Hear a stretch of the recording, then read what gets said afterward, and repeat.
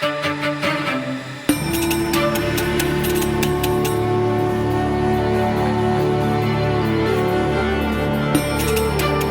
everyone, welcome to Conspirituality. I'm Derek Barris. I'm Matthew Remski.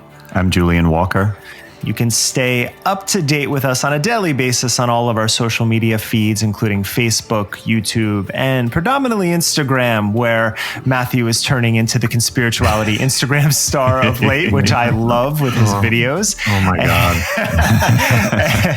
And you can I just say that because Matthew was very hesitant about Instagram and now he's using it. I was so hesitant. 45 minutes of content a day. I'm a little bit concerned now. Yeah. It's great. It's awesome. And I was just saying, I think what's next is Matthew's TikTok dance videos, which will be premiering soon, I hope. Right. You can also find us on patreon.com/conspirituality, where we also offer subscriber-only content every week, where we have essays, further videos, podcasts, things of that nature. Plus, it just helps us as we put a lot of time and effort into these each week. So if you have the ability and would like to support, please check us out there. Conspirituality 23, Election Resilience. When we started this project 6 months ago, we could feel the cliff edge of the election on the horizon. We could sense that our footholds of community, reasonable conversation, and consensus reality were eroding. As veterans of spirituality and wellness spaces, we've always known that the reality has never lived up to the hype.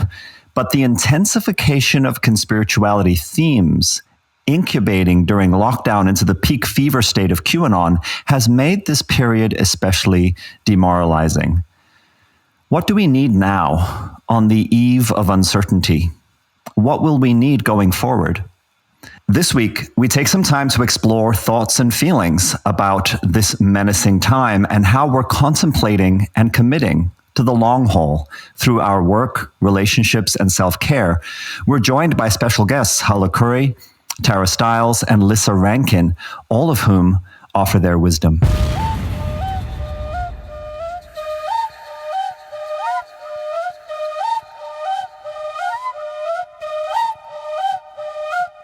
When I was 14, I would climb over the back wall to our school. It was less than 2 blocks from our front door, but to get to the school entrance would have taken at least another 10 or 15 minutes to walk all the way around.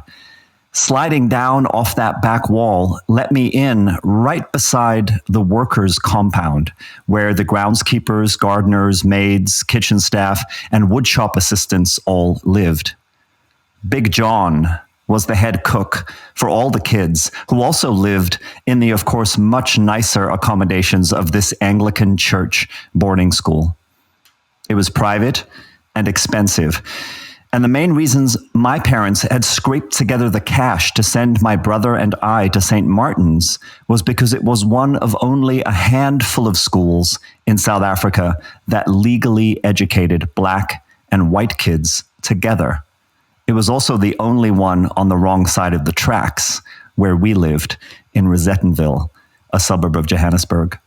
This was 1984.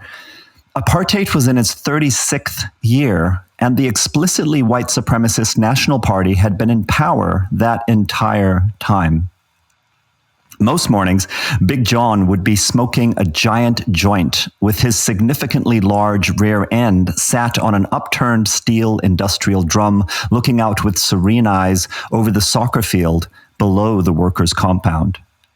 He would talk with this skinny white boy for a couple minutes in his broken English after I said good morning. Our conversation usually ended the same way. John would look at me with heavy-lidded, bloodshot eyes and ask, "When do you think they're going to give Mandela the big chair?" Now, just to be clear, he meant the throne, not execution. Besides, the preferred form was hanging in South Africa at that time, and through most of the 80s, the apartheid government executed more people each year than any other country in the world. But Nelson Mandela was at that time 22 years into what would end up being a 27-year prison sentence for plotting to overthrow the government. He was what they called a banned person, meaning I, in my 14 years, had never seen a photograph of him, never heard his voice, or seen any of his speeches in written form. All of that was illegal. Mandela was a shadowy and mythic figure, either the worst communist terrorist in South African history or the heroic president in waiting, depending on who you asked. I would always shake my head and say, I don't know, Big John, but I hope it will be soon. By the time I graduated, the armed struggle and fascist response had escalated. There were bombings. There were draconian state of emergency laws that forbade public protest and imposed massive fines and jail time if you were white for being involved in any progressive political organization. Your plight was much worse, of course, if you were black. The state controlled the media, one TV channel, one radio broadcast network, one version of the news, censored newspapers, and torture and jail time for any journalists deemed to be subversive and a threat to national security. I filed papers that year as a conscientious objector. A schoolmate 1 year ahead of me, named Charles Bester, was part of the first group of 3 boys in the country's history to refuse the 2-year military service required of all white males. My group, the second group, had 1,100 boys in it. Charles, our hero, was at that time serving the mandatory 6-year jail sentence. I knew I was getting out of the country. With the British passport my mother had been able to procure for me tucked up my sleeve. But it was an election year, an election for whites only, in which the white nationalist majority party was guaranteed to win. I was old enough to vote, and on election day, my dad came home from work and asked if I had gone to the polls yet. I told him I wasn't planning to because it was a farce. My father gave me that singular look, reserved for matters of the utmost moral principle, the look that perfectly blended a fiery emotional conviction with disdainful insistence on what was the right thing to do, and a physically palpable sense of how great the ensuing disapproval would be if defied. You have to vote, he said. You are voting for 10 black people who cannot. He drove me there. That was the only time I ever voted in my home country. 2 years later, I voted in an election in England after witnessing my first free election campaign and seeing how any candidate with more than 5% in the polls was given equal time on television at no cost to make their case, and then for their trouble would be mercilessly grilled by hard-nosed journalists. The next year, I landed in LA during the Republican National Convention of 1991 and lay in bed, jet-lagged, with the TV on, just stunned both by the ridiculous circus of American politics and witnessing the beginnings of what would become the conservative Christian ascendancy amongst the GOP. That should have been 92, by the way. Nelson Mandela became South Africa's first black president in 1994. And I wish I could have seen the size of the joint Big John smoked that day. The socio-political shadow of those formative years has never left me while riding the American ups and downs from Clinton to Bush Jr. to Obama, and now through the cursed times we live in. Of course, I was emotionally ecstatic in 2008. The resonances were so deep, seeing Obama take the big chair, even if behind bulletproof glass. But this is the year I am most in touch with the memory of what it felt like to live under the turmoil of police state tyranny and an uncertainty that for me is infused with a lived reference point for how bad things can actually get. I love America. I came here because I wanted to live in Los Angeles since I was 5 years old. I loved MLK and Woodstock and Kerouac and Ginsberg, Coppola and Coltrane and Hendrix and Farrah Fawcett and Bill Cosby. and the melting pot sensibility that to the rest of the world at that time represented the best cultural experiment going. Though I grew up in Johannesburg, I was born in Zimbabwe and was tickled when the government representatives from that country offered to come and be independent observers of America's next election after the contested debacle in 2000. A pointed joke, ironic because of how often America had tried to supervise elections in post-colonial African states. Now, as the presidency in America has gone the way of the Cosby Show in my jaded psyche, and we stand at the edge of this new precipice, I can't help but be reminded of Trevor Noah's comments after the 2016 election when he said, "I want to congratulate America for electing its first African-style dictator." I can only hope that my countrymen has an equally memorable joke we can enjoy in 5 days' time if and when this chaotic chapter is unequivocally ended with a resounding landslide against the apocalyptically incompetent incumbent. I want to first correct something. The conservative Christian movement, some would argue that it actually has been around since the founding of the country, but really it's the John Birch Society and then Roe v. Wade that created that. And so when Jimmy Carter was president, that's when it was really being planned. I mean, Reagan totally fit the mold of what they wanted to start to create. So you had 12 years of it going by the time, Clinton got into office. So that movement has been around for some time. I'm actually going to touch upon that in my talk. Yeah.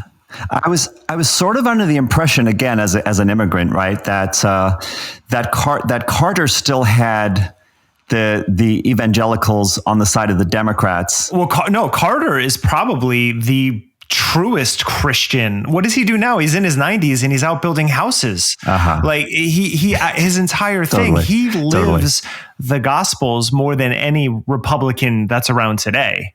So it reflect, and that's the distance between the ethical Christian and living up to the morals of Christianity compared to the political conservative Christian, which is what we're dealing with today. Yeah. Well, to me as a 21, 22-year-old, it was lying in bed with jet lag, watching Pat Buchanan talk about lesbians and communists and the anti-Christian agenda of the left. I played some part of Jimmy Carter's speech during Jared Yates Sexton had brought that up a few episodes ago, and he brought up that speech, which is considered one of the darkest American speeches. But what is that speech actually doing? He's asking Christians to practice Christianity, and the conservative Christians got mad about it. Why? Because he questioned American exceptionalism.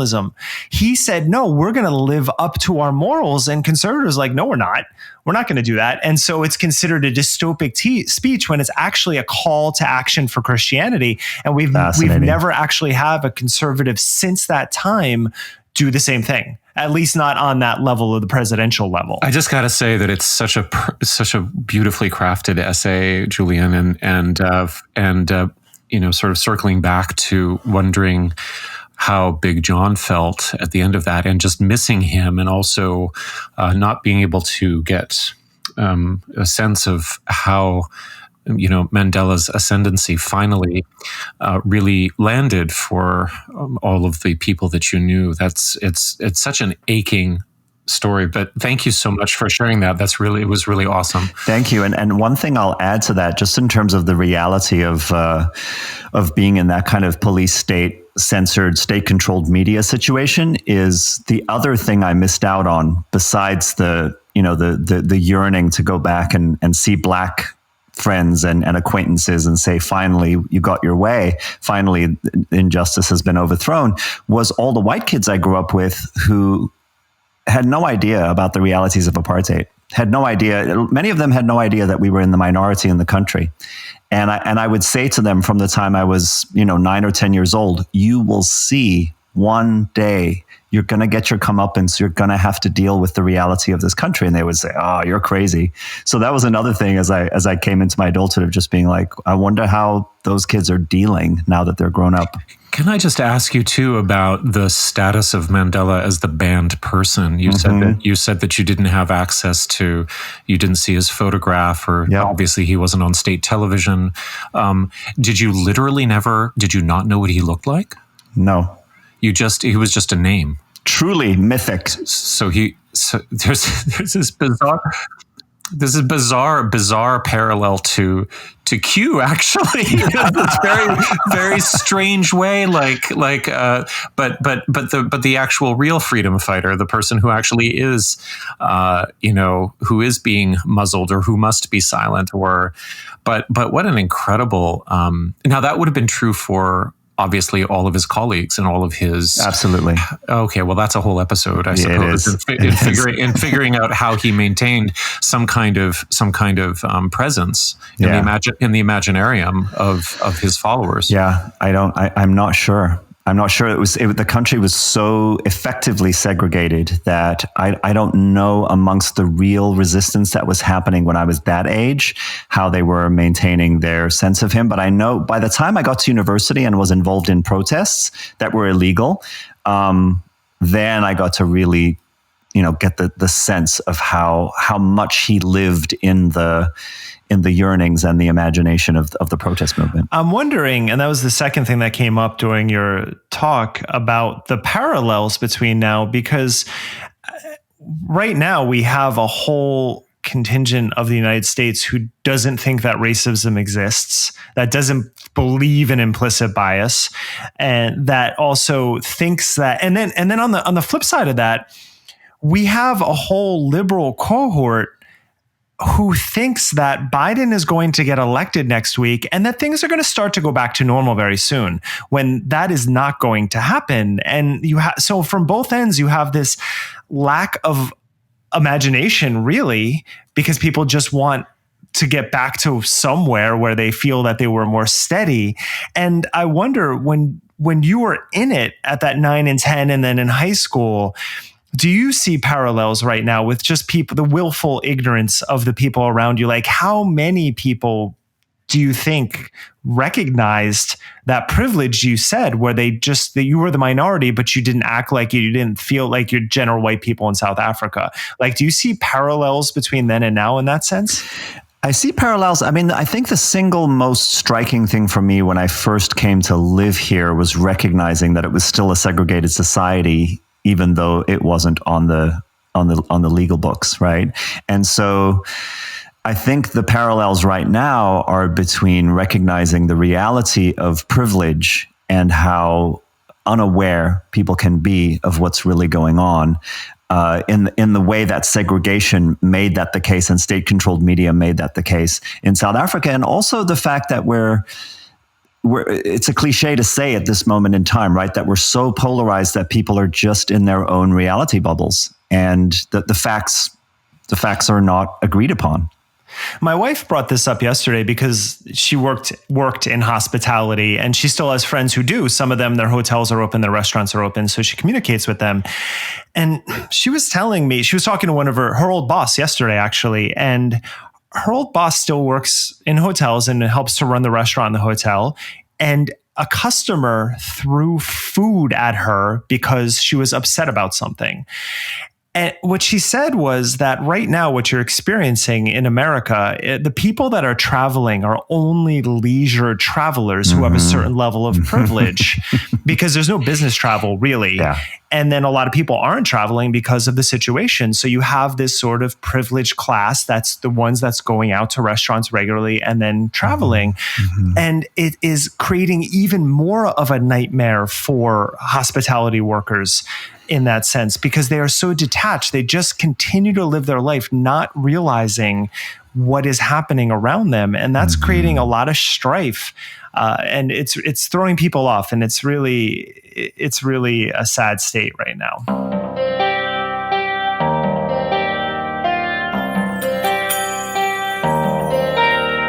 The other day, I noticed a question on one of our Instagram posts. Do you guys believe in anything spiritual? I can't answer for Julian or Matthew, but here's what I know. I've talked about fragments of my history in previous episodes. Having not grown up with any faith, I decided to major in religion in college because I was fascinated by storytelling. The notion that the earth rests on a giant turtle, or that a blue-throated god is powerful enough to drink the world's oceans and hold the toxins in his throat to cleanse humanity, are indicative of the vast expanse of our imagination. I never bought into any one story because then you're effectively saying the others aren't true. Instead, I appreciated them for what they are, the whims of our mind projecting outward in a captivating manner. Now, just because there aren't really elephant-headed babies does nothing to diminish the power of the story. You can both appreciate it for what it is and recognize it's not literal. Writers have known that since the inception of the written word, and storytellers have known that for far longer. Well, some of them at least. After studying religion academically and then journalistically, I fell in love with neuroscience in 2005. If you really want to understand an origin mythology, look no further than the creator of every religion, the human brain. For anyone skeptical that the sciences are rooted in materialism and destroy the magic of the imagination, listen to this passage from V.S. Ramachandran's book, The Telltale Brain. There is a widespread fear among scholars in the humanities and arts that science may someday take over their discipline and deprive them of employment, a syndrome I have dubbed neuron envy. Nothing could be further from the truth. Our appreciation of Shakespeare is not diminished by the existence of a universal grammar or Chomskyan deep structure underlying all languages. Nor should the diamond you are about to give your lover lose its radiance or romance if you tell her that it is made of carbon and was forged in the bowels of the earth when the solar system was born. In fact, the diamond's appeal should be enhanced. Similarly, our conviction that great art can be divinely inspired or may have spiritual significance, or that it transcends not only realism but reality itself, should not stop us from looking for those elemental forces in the brain that govern our aesthetic impulses. Now, let's be real for a moment. Conservative religious believers in America have been playing a long game for decades. They don't get caught up in the outrage of the day. There's a level of discipline and group cohesion there that liberals have always lacked, and we need to learn to stop getting caught wasting our time in ground skirmishes when there's a much larger war going on. Nearly 20 years ago, I read an article about Christian universities specifically training young Republicans to become judges, lawyers, and politicians. And we're seeing the manifestation of that training this week. They couldn't have envisioned Trump back then, but they certainly exploited his victory by supporting him.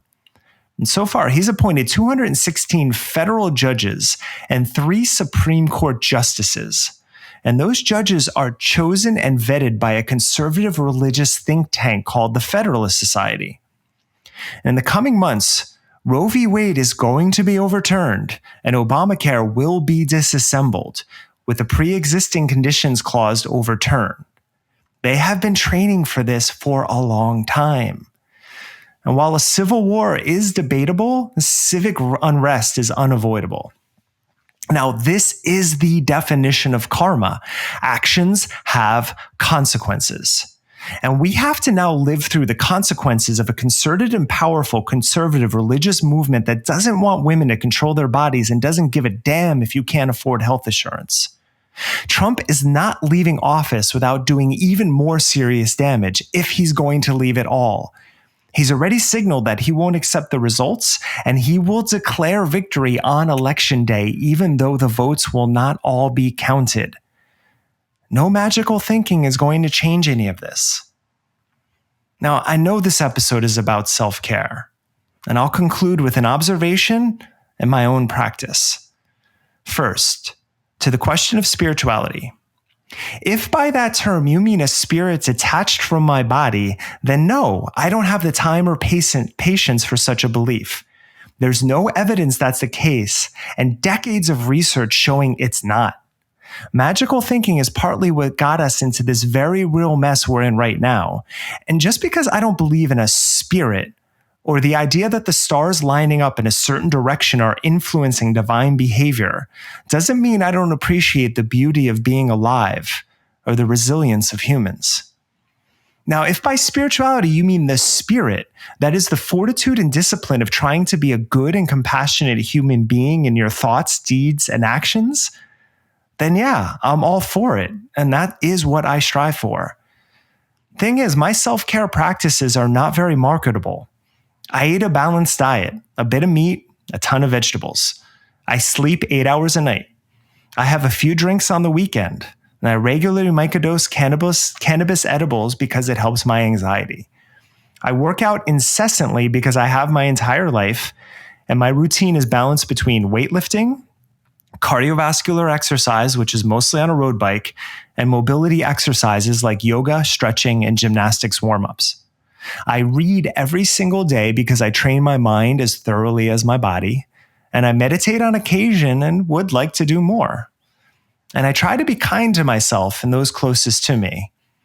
And sometimes I fail, and sometimes I succeed. I don't like violence, but I do know how to defend myself. In general, I put a lot of weight on my shoulders, and the preceding practices around sleep, diet, and exercise help to balance that out. Now, finally, here's the core of my practice. As someone who has spent a lot of time in hospitals, as a patient and even an employee, and as someone who has previously battled anxiety disorder for a long time, I try to keep in mind how hard life can be and extend that feeling out to others.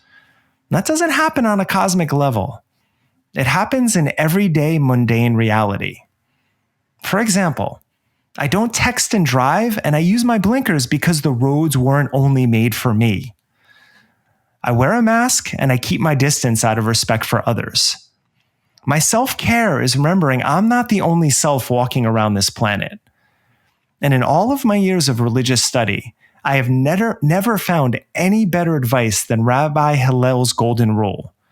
That which is hateful to you, do not do to your fellow. That is the whole Torah. The rest is the explanation. Go and learn. And that's how I take care of myself. You know, I don't want to crowd over the all the wonderful things you said after it, but I do want to just say that I have multiple times referred to Ramachandran as my Elvis. He is such a fan. If you've listeners have never read or watched him speak, he is one of the most fascinating neuroscientists. He is the man who realized that there's something called phantom limb pain, which is when you have an amputation, you can feel pain there because of the nerve endings in your brain. And there are ways to actually, he created the mirror box, which trained out of that. And that really helped me because having had one of my testicles removed from cancer, I actually did have that pain for a while. And it gave me some context to understanding. Yeah, which was really weird. But I mean, it's nothing to the effect of people who lose arms or legs. I don't want to make that comparison. Right. But when you lose something, you actually feel it there for a while after. And it took me about 2 years to stop feeling that pain there. But you know, I didn't need a mirror box for that one, but I highly suggest checking out his work. Yeah. And The Telltale Brain is really his most accessible book. His other books are a lot more technical. The Telltale Brain is a brilliant set of essays, each tackling some different case that he solved. He's often called the Sherlock Holmes of neurology because people bring their unsolvable brain injury cases from all over the world to him. And he really, just with his mind, engages in a bunch of thought experiments. It could be this, it could be that, and figures out what is going on with them and how to address it. He's incredible. And he's a fantastically engaging speaker. He rolls his R's. He's got this very thick kind of Indian accent, and he wears leather jackets. And I met him once and was so amazed at how old and frail he actually was when I was standing talking to him, because his personality is so larger than life when he's on the stage. I was really happy, Derek, to hear all of your points of self-care, because what I've noticed just from working with you over the last 6 months is that, you do put a lot on your shoulders, and you're extraordinarily disciplined. And I often have the impression that maybe that's something you left off the list, which is that it feels like you set very specific goals, and then you work to meet them. And I get a sense of dignity in that, that comes across. And I also just, for the listeners, we're on Slack like all day long. And I think on the same day that Derek published his book on psychedelic therapy, he also posted a personal best record of a deadlift of 400 pounds or something like that. And then if you send a message, he'll say, "I'll get back to you in 5 minutes because there's X number of kilometers left in my ride." And everything is there's a little bit of the Bill's brain going on with Derek, where if you had a personal assistant, I'm wondering if you were ever late, if I could ask them that, Yeah. And then when we sort of get overwhelmed with trying to keep up with Slack, he's like, "Oh yeah, this is one of 5 Slack accounts that I'm monitoring." Yeah. And then the other sort of subtext here, though, is that Julian and I are both parenting, and so there's a little bit of like humor over that too, about what our babies are, Oh yeah, no, and I said I'm not having children because I think that would really throw me off. I don't know how you guys do it. It totally does throw you off. Yeah, there's no question. No, your life is over as you know it. There's no going back. It absolutely throws you off. There's no you actually to be thrown off anymore. Well, yeah, regarding time. Yeah, my father would wake me up at 6 a.m. on Saturdays and Sundays because he thought that was sleeping in. And so I had to get up to start to watch the cartoons. I mean, he was a military guy, so he was that disciplined, and that carried over. When you guys aren't starting to record by 12:01, I'm ready on Slack to be like, "Hey guys, we're starting." I have done that before. So thank you for dealing with my neuroses around that. But you're fantastic. It's a way of structuring my life is important, but it's also stressful. It is a hard balance. And this episode, a lot of listeners have said, you guys are always breaking things down. How do you take care of yourselves? And self-care? We all have our methods and they do help, but that doesn't mean I would never try to project an image of I've got it all together, because that is just not true. But we do these things that help to alleviate some of the stress of just trying to get by in this world we're in, I think. Well, we appreciate your thoroughness, conscientiousness, reliability. It's aspirational to me. So thank you so much. And I wanted to add too that what you started off with in that piece, it's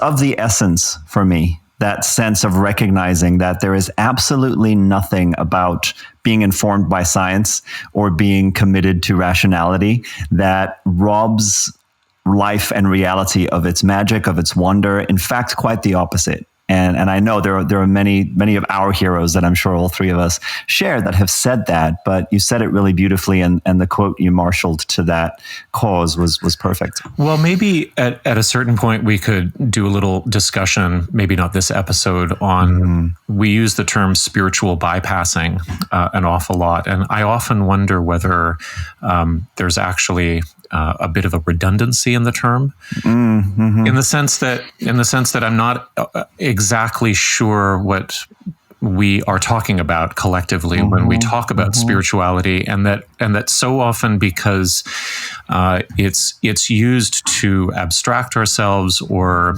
it's used to devalue our the wonders of our material existence. Sometimes it seems like all spirituality is a kind of bypassing. You know what I mean? It's like so. Anyway, that's always struck me as a funny phrase.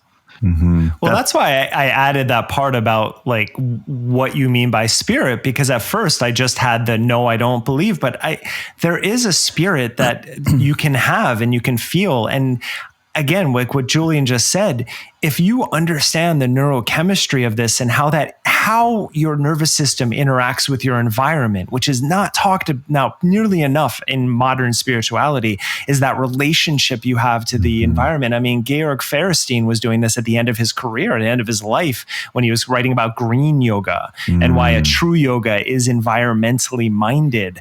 That's so important. And that's often overlooked to what I refer to as the magical thinking aspect of it, of just thinking that there are cosmic forces that are going to make everything okay at some point, because that really takes you away from the groundwork, which has to be done on a daily basis. Yeah, and I think when we do have time for that conversation, part of what will likely come out of it is how each of us think about questions like, what is of the most value? What is the purpose of your life? What is it that you hold as sacred? And how do you then relate that to awareness practices or embodiment or emotional intelligence, right? And that so much of what gets passed around as spirituality tends to be a dumbing down or a disconnecting from the things that we probably identify as sacred.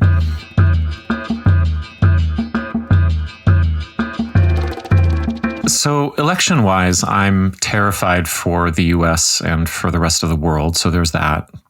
But from the point of view of our project here, the thing that I think we're going to have to track going forward is how the conspirituality to QAnon landscape is going to have to pivot in relation to the various outcomes. So we're going to link in the show notes to a great article in Religious Dispatches by Amarasingam and Argentino. It's called QAnon's Predictions Haven't Come True, So How Does the Movement Survive the Failure of Prophecy? And it harkens back to a famous old 1956 study called When Prophecy Fails by a social psychologist named Festinger and a couple of his colleagues. And it detailed what happened to a 1950s doomsday UFO cult when the world didn't end as expected.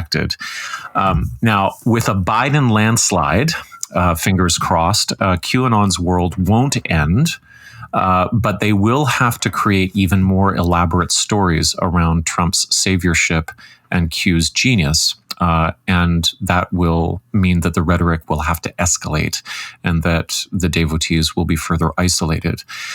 Now, I also predict, and we'll definitely be tracking this, that the ways in which the broader field or football team of conspiritualists will have to intensify their propaganda. They're going to have to intensify their propaganda to match the rising death counts. COVID is basically uncontrolled in the US. And in my opinion, that means that it's purpose-built for the uncontrolled charisma that runs this particular subculture. The worse it gets, the more Northrop, Sayerji, Zach Bush et al.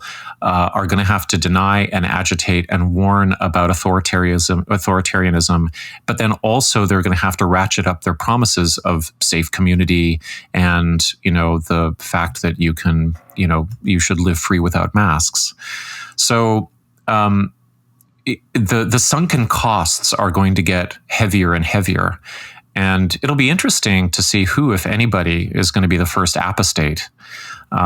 Because at this point, the stakes are so high, for somebody like Christiane Northrup to begin to walk back any of the claims that she's made or any of the positions that she's taken, it would almost like be admitting to criminal negligence. It would almost be like turning oneself in. So those are my kind of election thoughts. But this is a self-care episode, and we're going to transition into 3 excellent interviews that we all did.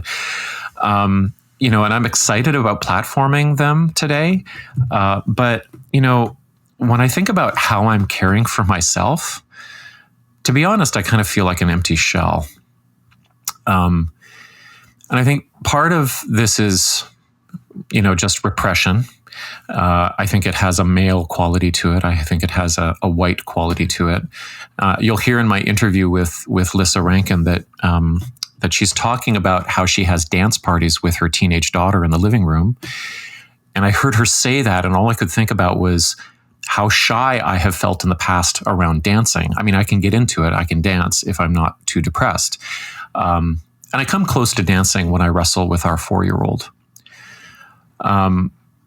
But part of feeling hollow around self-care is also about guilt, because I'm very aware of how much worse off so many other people are.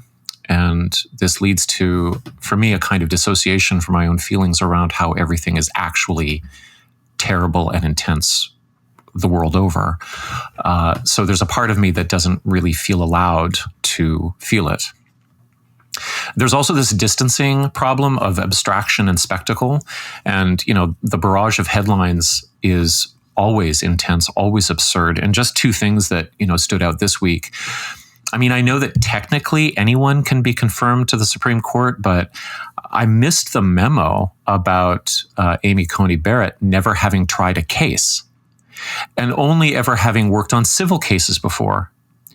So she's even less plausible as a candidate than Kavanaugh. Am I right? Yeah, and she's been a judge for 3 years. Yeah, so the stuff that we're the bizarro Pynchonesque world that we're going to hear about over the next 10 years coming out of this White House. Anyway, it's like that stole away my capacity for wonderment in some other part of the world, like just seeing that imagery. And part of that is about, my own, exposure to media. But the abstraction and the spectacle of things is very difficult to manage. And it increases for me a sense of distance from myself and a potential for dissociation. And I actually had this very strange thought yesterday, which is a very difficult thing to admit. We had a cat who died last year. He'd been with me for 15 years and my family for about 7 years, and he died in our arms, and we buried him together, and that was a really great experience. But what's bizarre is that I kind of wish he had hung around until now and died this week, because I think if that had happened, I would have been able to focus my grief on something like in my arms. And then because I feel like I need to have a really good cry, right? So with regard to self-care, I don't know. I'm sitting here in my study surrounded by bookcases filled with yoga and meditation books. And I just hate every one of them. I know all of that stuff, and it's sitting there, however, like it's speaking into another world or to some sort of older self. They all seem obsolete. Also, as per the Hay House episode that we did last week, and for the bonus episode, I sometimes look at the rows of books and I think even the good ones on those shelves are like bystanders for the books by cult leaders and abusers. It's like even the good ones are like, hey, like I'm looking at Richard Freeman's Mirror of Yoga or something like that, and I'm like, I liked that book once, and I'm like, but wait a minute, you knew what was going on. Come on. So anyway. Something out of those books got through to me in terms of self-care nonetheless. But, what I do to take care of myself just can't come from books or wise people, certainly not influencers. I feel like if I took any advice from anyone, I feel like I was taking advice from somebody from the concierge at the Omega Institute or something, that I was taking advice from an industry rather than an elder, which is its own problem. I do have some elders in my life, and I really treasure them. But I think that's something that so many of us don't have access to. But I still have the habit of looking for the open moment, the freeing moment, but it has to be novel and it has to be stripped down and unpracticed and surprising. So one of those moments would be I'm cleaning up the kitchen and my phone is nowhere in sight, but I'm still doom scrolling in my head. And then for whatever reason, there's a kitchen window that I'm looking out of. I can see the leaves turning. The sunflowers are totally dead, so they're standing there like tall ghouls, and they're quite beautiful. And I'll hear an internal voice that says, enough, or wait a minute. And then I can stop and feel things, and I hear them. And then specifically, I can hear my kids talking or yelling, and my partner. And if I'm listening to her through the wall or the doors, she has this voice that's really like a heartbeat. And so I let the words themselves just become sounds, and then I try to appreciate the bare facts of things. And I think that whatever we have to do, whatever stresses, this is how we're here, and this is why I'm here. This is what I'm here for. This is what it sounds like right now. And it won't be forever.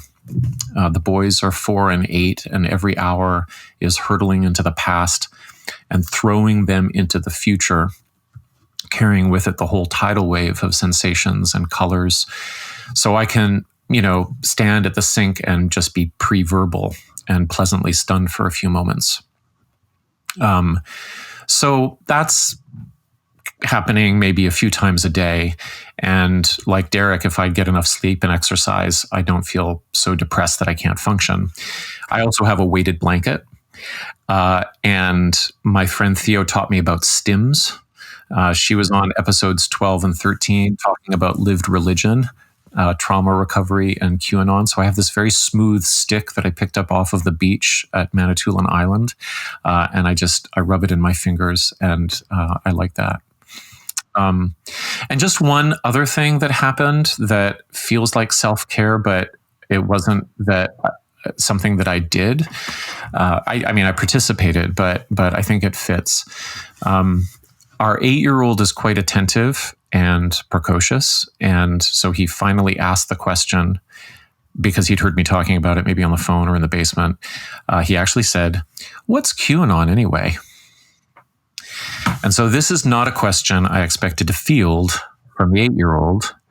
My policy is to never not answer and to never lie, or to make things better than they seem, but also to keep things age appropriate. So I took a pause and I said, "It's like an online game that's really popular because it's both scary and adventurous. And it's exciting because it's like a combination between a scavenger hunt and a Greek myth, but it has some very bad impacts." And he said, "Like what?" I said, "Well, first of all, the game feels so real to the people who play it, they don't know that it's a game. And the whole thing is based on the idea that there are really bad guys in control of the world, and that Donald Trump is going to save us from them, and that playing this game will help that happen." And he bursts out laughing. Perfect. And then I say, "And okay, so so we have a few moments of, can you believe that?" And then I say, "So one thing that the game designers did was to make the game more addictive. They made it more addictive by filling it with gory fantasies that keep people horrified, but also glued to the screen. And so people who get sucked into and addicted to playing this game come to believe some really harmful things. And because they believe that the bad guys are super evil, they get obsessed with finding out more and wanting to stop them.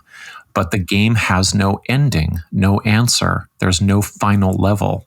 So it's like a scavenger hunt where there are endless clues, but you never find anything. But the clues are really interesting and you never stop. And it drives some people literally crazy, making them suspicious and afraid. And a few of them have gone out into the world and acted violently because they've been so scared by the game." So then he asked me who was responsible. And I said, "We have some names of some of the bad guys, but we're not sure what they want. But really, they wouldn't have done so much damage without social media companies like Facebook allowing them to spread this stuff. Why does Facebook let them do it? Because the longer people play," I said, "the longer they spend on Facebook. And that's good for Facebook, which makes money by showing people commercials." And when we're in the car, he hates the commercials on the radio. So that makes sense to him. "So in a way, it's like COVID," I told him. "People just get exposed to something that's really damaging, and then they pass it along to other people. And the one thing we do know about it all is that everyone who gets sick needs to have good care and people around them that love them." So his response was, after all of this, he took a pause, he took it all in. He said, "Wow, that's like really interesting. I want to put a story like that into my book. because he's writing a book, of course, right? I was about to say I want to read this kid's book. Right. Yeah. So that was one of the high points of my week, and it felt like accidental self-care because I've run myself down for months now trying to understand this thing, and I feel I was able to explain it in a way that made it both empathetic, but also, this is the important part, like workable for an 8-year-old. So he grasped the problem, he got excited, and, the world rarely feels like that. So that made me happy. And as I get older, I feel like I care less and less about myself and about how I actually feel, and more about making the world feel workable for our sons and for everybody else who is young. And so, I feel like if I got sick with COVID or something else, or if I came to the end of things, that the thing that would make me happiest would be to think about the creativity and industriousness of the sons. And so, yeah, that felt like a strange, serendipitous bit of self-care that just, I don't know, came from the relationship. I was just absolutely captivated by that explanation, Matthew. I was hanging on every word.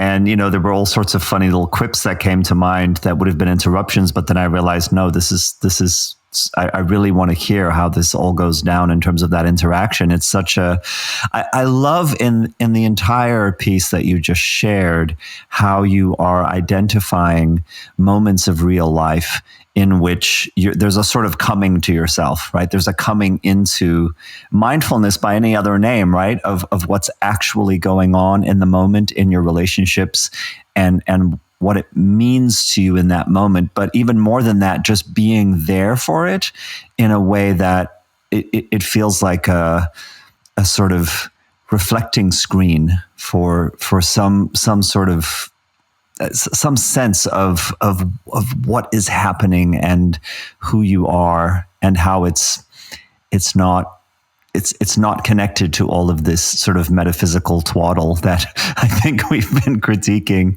and it's much more bittersweet and humble and vulnerable and loose-ended, I guess, is what I'm reaching for.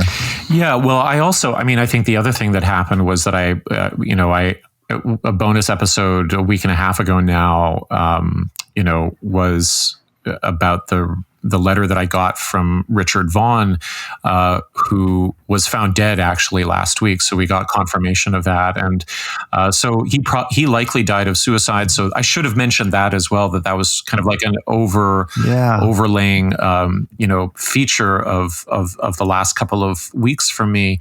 But in contemplating his life, I mean, he was an amazing poet. And the thing about, really good contemporary poetry is that it actually, for the most part, it fights against the language that pervades the New Age and spirituality discourse, and it really does focus on the granular detail that is ambivalent and ambiguous and must be interacted with to have meaning. You mentioned a weighted blanket, and it also struck me the heaviness of your talk, which, if listeners think about what self-care entails, it was the whole time I was listening intently because it fits the moment. There's a great Instagram feed called Influencers in the Wild, which is people shooting videos of people shooting influencer videos.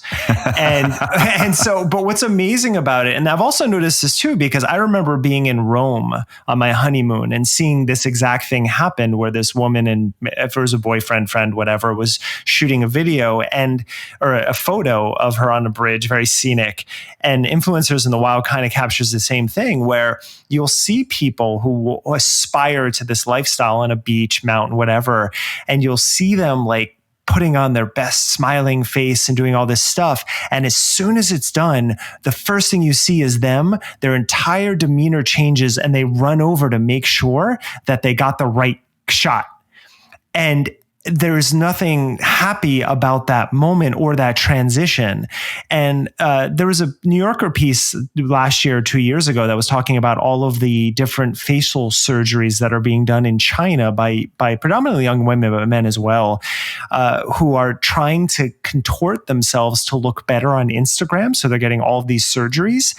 And it's an average of 40 to 45 minutes that someone doctors a photo before they allow it to go onto their social media feed.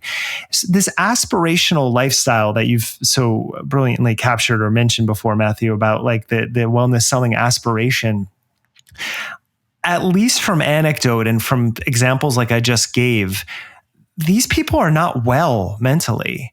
And if they're not going to come to terms with that, then what is their self-care protocol? If they're just taking the sponsorships that they're getting from vitamin companies or skincare products or whatever it is, and then they're going out and selling that, but they don't feel good inside, what is it all for?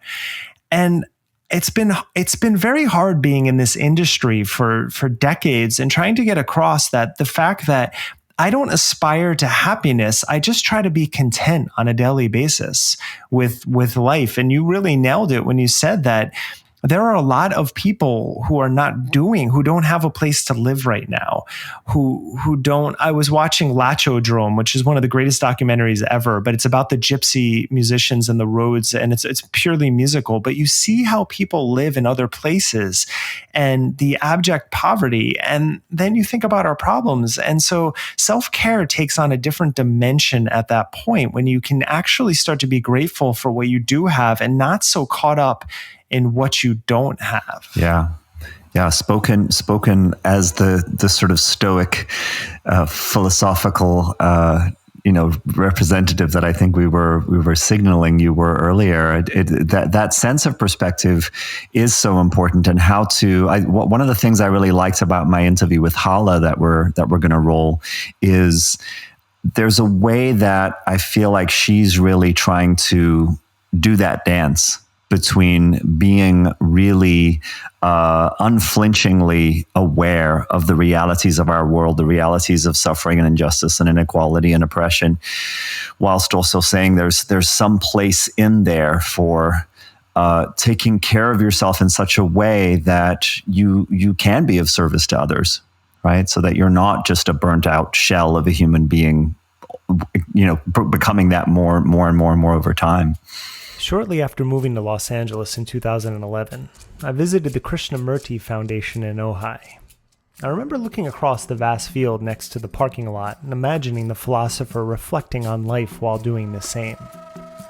Having read at least 6 of Krishnamurti's books, I always appreciated his no-nonsense approach to philosophy. Earlier on in my life, I had read the works of Helena Blavatsky, so I was aware of Krishnamurti's connection to an ultimate abandonment of theosophy.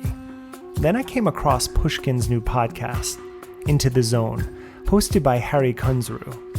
It's a show about opposites and how borders are never as clear as we think.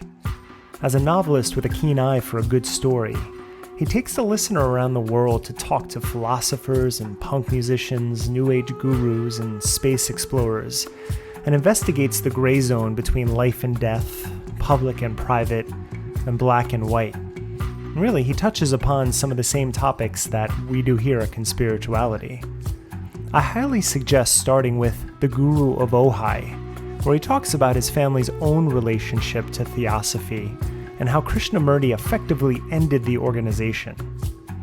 I was also fascinated that as deep as a philosopher as he was, Krishnamurti was also a huge fan of spy novels.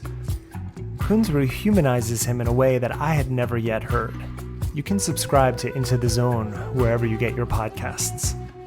I'm delighted to have my dear friend and longtime colleague, Hala Khouri, with me here today. Hi, Hala. Hi, Julian. If you're watching this, if you're listening to this, Hala probably needs no introduction to you, but I will just say she's been a yoga teacher for decades. Hala has a master's in clinical psychology, just completed her second master's in community psychology. She is an academic. She's on her way towards a PhD in community psychology. Hala has been a real pioneer in terms of taking the yoga community in directions that have to do both with trauma psychology and to do with social justice awareness and being more politically informed and politically active. She's the co-founder of Off the Mat Into the World. And I'm really proud to say that she and I have done a lot of work together in the yoga community with training teachers around a lot of these sorts of related topics as well. So welcome, Hala. Thank you so much for joining me. I'm so happy to be here, Julian. Thanks for having me. Absolutely. So the episode today, we're really talking about self-care, but it's, of course, self-care in the context of the moment that we're living through right now, which needs, of course, no unpacking, because it's one of these, I was saying to someone the other day, it feels similar to like 9/11 or to the big earthquake that happened in 2004, in that there's this unusual moment where everyone is having a shared experience. Yeah. And sometimes in moments like that, there's a heightened sense of empathy. It's like there's a wall that comes down and we go, oh, wow, we're all vulnerable and we all are feeling the effect of the same thing at the same time. Whereas so often what's going on is everyone is, on different timelines. Everyone is experiencing different things based on the circles they move in, based on what matters to them. But it's different than, say, the earthquake, if I think back to when that happened. I don't know if you were in LA at that time. No. Yeah. It's different than that because it goes on and on and on. You get to a point where there's emotional exhaustion and there's actually, I notice sometimes there's a desire to not even talk to people about it because it's like, yeah, we all know. We know how much more? what's happening. It sucks and we're struggling with it and we're all struggling in the same ways. So it's this weird kind of juxtaposition. The election is coming up very, very soon. When this episode drops, the election will be like 4 days away. I think many of us feel a sort of a hopefulness about a deep sigh of relief that can happen if the election goes the way we want it to. But at the same time, there's all of this sort of traumatic association from 2016 of going, don't count your chickens before they, right? And then at the same time, there's the reality of all of this conspiracy incursion into the spaces that you and I inhabit, into the communities that we're part of. A lot of it is very dark, far right conspiracy stuff. Some of it has other flavors about it, but you've been part of making a stand against that. And so I just want to open it up in terms of this first little section, in terms of where you're at, how you're feeling about all of this, what you're observing. You and I haven't really talked in any depth about that. Yeah, I mean, I am at, and especially as I know we're trying to talk about self-care, a lot of my self-care has been about like my media consumption, where I'm engaging. And I think, in the beginning I was like, really wanting to call out all the misinformation, the disinformation. And I'm still fully dedicated to that, and I'm trying to not get too caught up in the drama of it, trying to remember, that there's good human beings out there, and trying to make sure that in this day of physical distancing, I'm not becoming immobilized to really taking in the nurturing of the connections that matter to me, because I can get really caught up, as often happens when we're stressed, right? We are hyper vigilant to the bad, right? So I just want to look for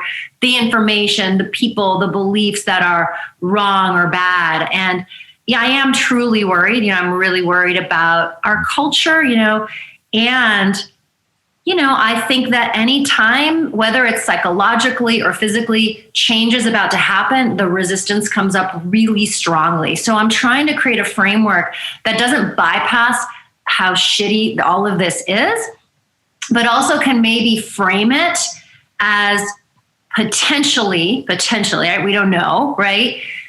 The potential for growth that comes on the other side of that as well.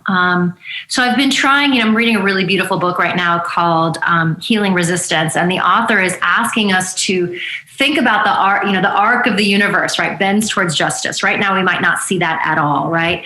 But the further we pull back, if I can think about the next 50 years, 100 years, 200 years, it's kind of like with trauma, right? I might be feeling a lot of pain, but that if I can feel my pain within the context of the room that I'm in and the city that I'm in and the world, there's something bigger that's holding our pain.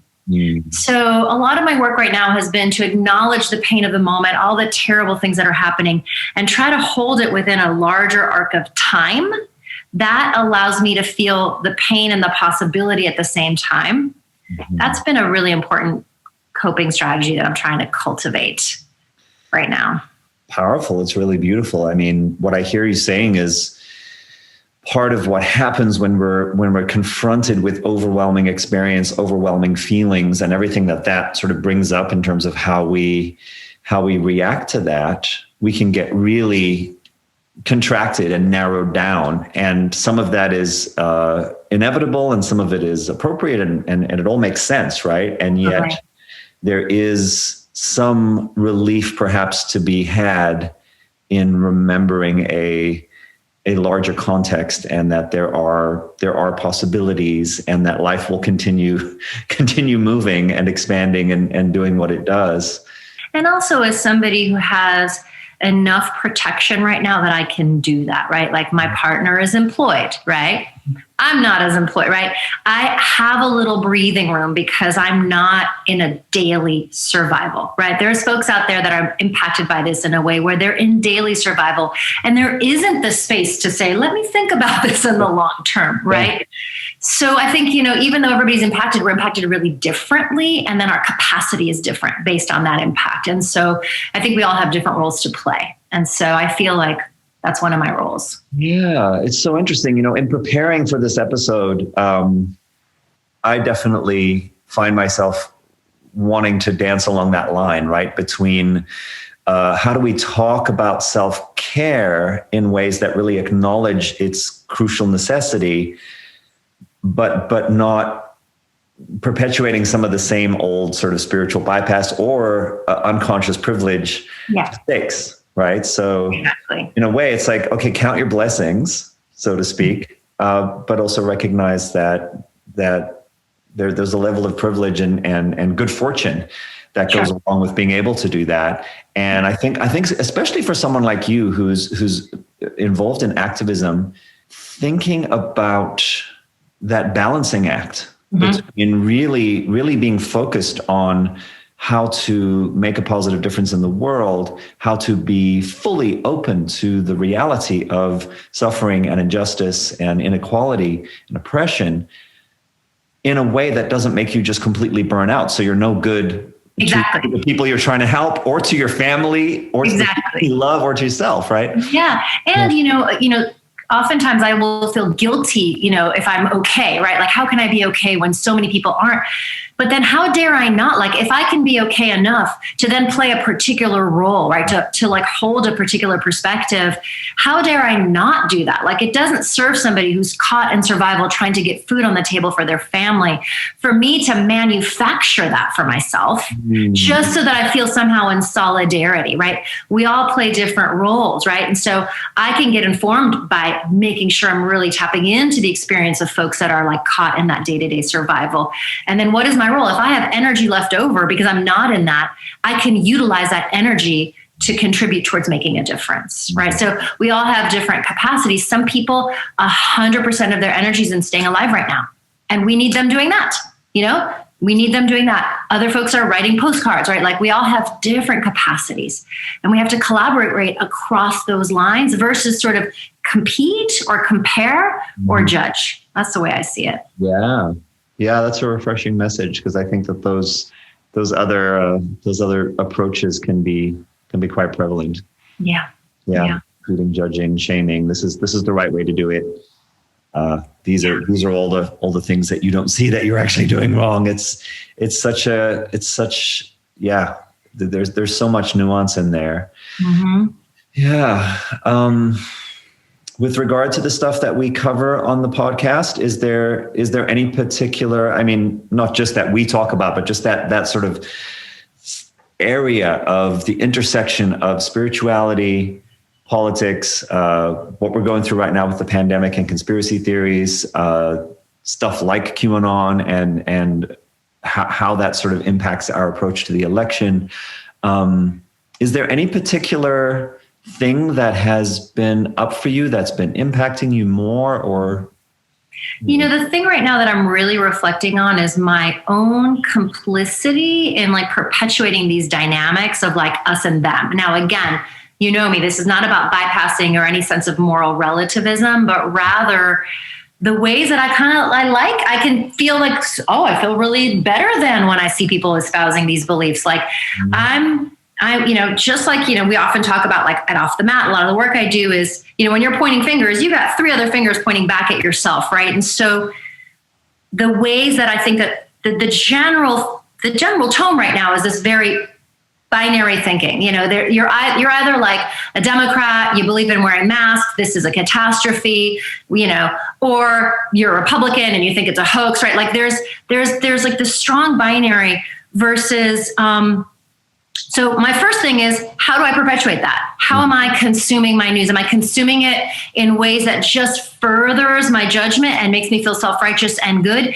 Even though I do believe and know that my side is correct. It's based in science. It's based in research, right?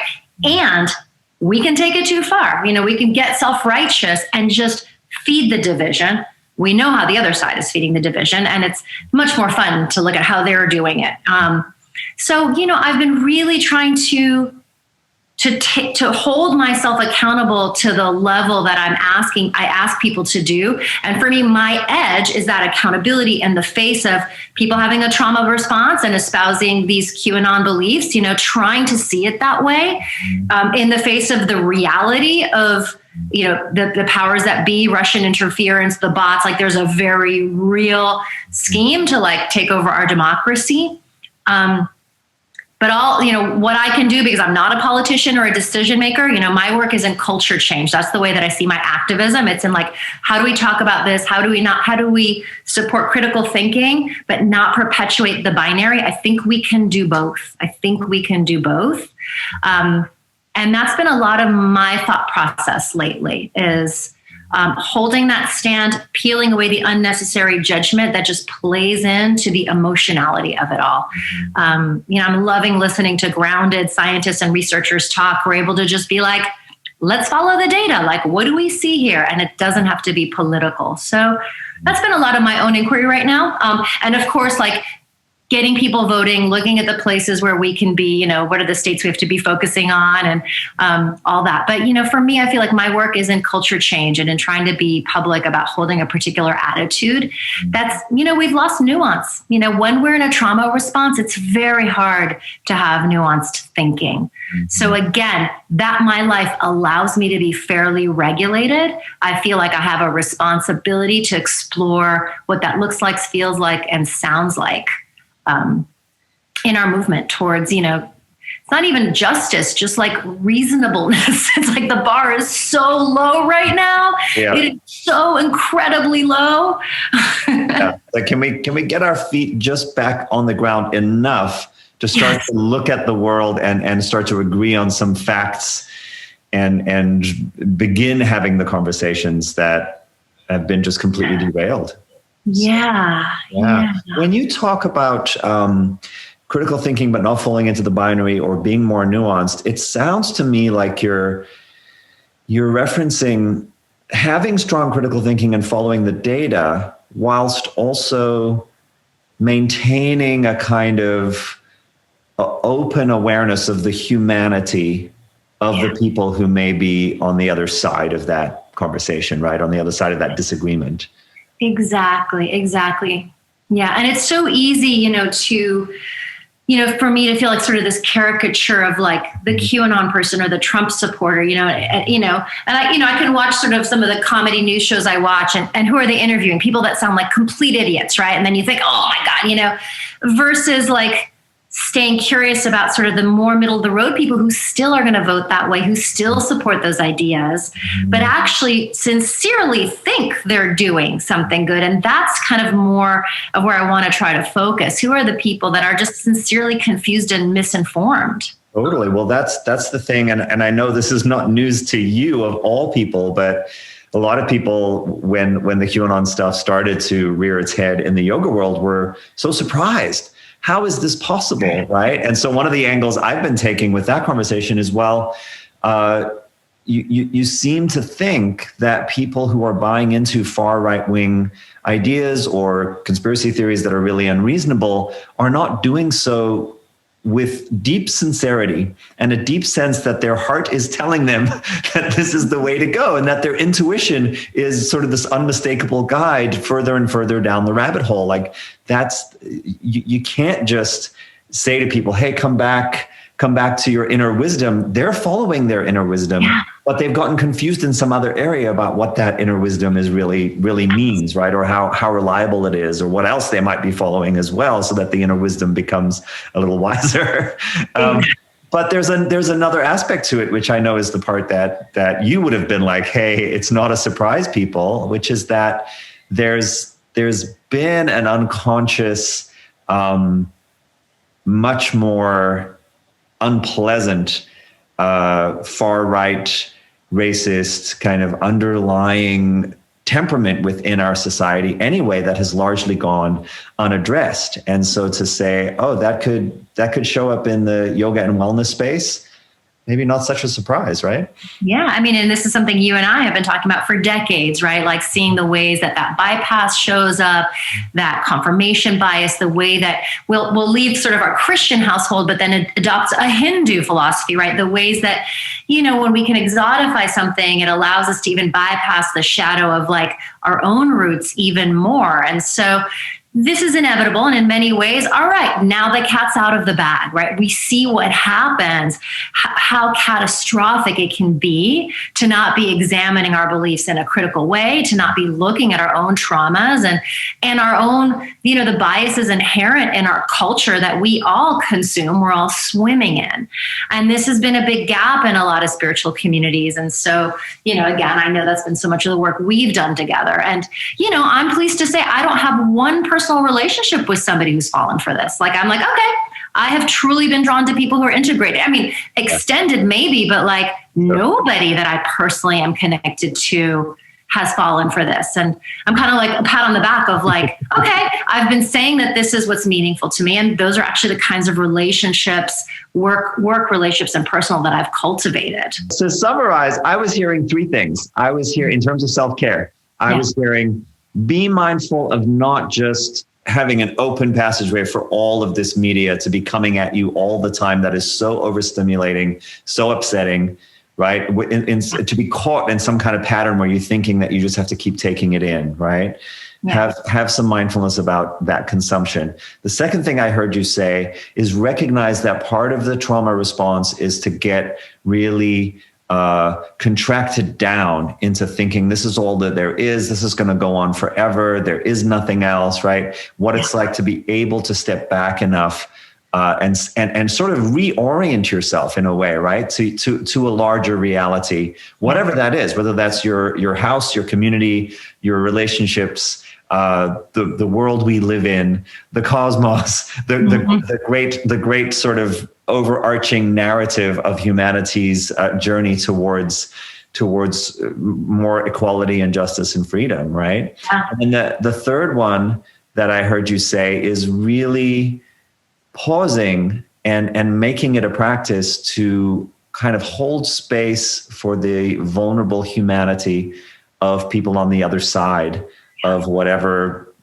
polarized binary you find yourself on politically, right? Yeah, absolutely. And the thing I talk about for me is like the goal is our collective liberation. That means I have to want the liberation of Donald Trump. Like I have to want that, like, especially the people that are deliberately perpetuating harm. That's a trauma too, right? In the veteran community, we call that perpetrator-induced PTSD, right? That the worst trauma comes from what we actually perpetrate because it goes against our deepest moral compass, right? So understanding that the folks on the extreme have had to dehumanize themselves so much to hold a belief that dehumanizes others. And if what I truly want is liberation, I need their liberation. I need to hold them in my heart to the same extent that I'm holding the victims of the violence. And if I don't, then our movement for liberation and justice is always going to be a Band-Aid. It's always going to be a responding to harm. And until we include those creating harm in our hearts and think about why that happens, we're never going to be free. And so that's a real tough one for me. And I would imagine for a lot of people, right? Yeah. Absolutely. It makes me think, I don't know the exact quote, but there's a there's a Martin Luther King moment in one of his famous speeches about how when we succeed in fully liberating the Black man or Black people, white people will find that they too have become unchained, because we are in this dynamic together, and it's harmful to all of us.